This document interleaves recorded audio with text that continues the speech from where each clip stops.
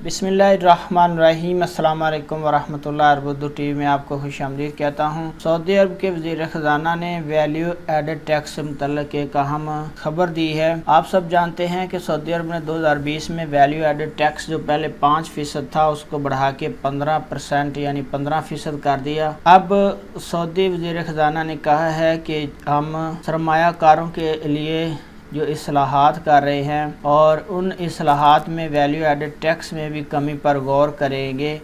आने वाले दिनों में जो इस्लाहात होंगी उन इस्लाहात में जो वैल्यू एडेड टैक्स है उसमें भी कमी की जा सकती है। तो मुस्तकबिल में वैल्यू एडेड टैक्स में कमी करेंगी, मगर फ़िल वक्त इस पे कमी नहीं कर रहे क्योंकि सऊदी ख़जाने को मजबूत कर रहे हैं, इससे ज़्यादा आमदनी हो रही है। तो यह हम अपडेट आपके साथ शेयर कर रहा था। सऊदी वज़ीर ख़ज़ाना ने कहा है कि हम इस्लाहात करेंगे आने वाले वक्तों में और जिसमें हम वैल्यू एडेड टैक्स को भी कम करेंगे। वीडियो देखने का बहुत बहुत शुक्रिया। अस्सलाम वालेकुम वरहमतुल्लाह।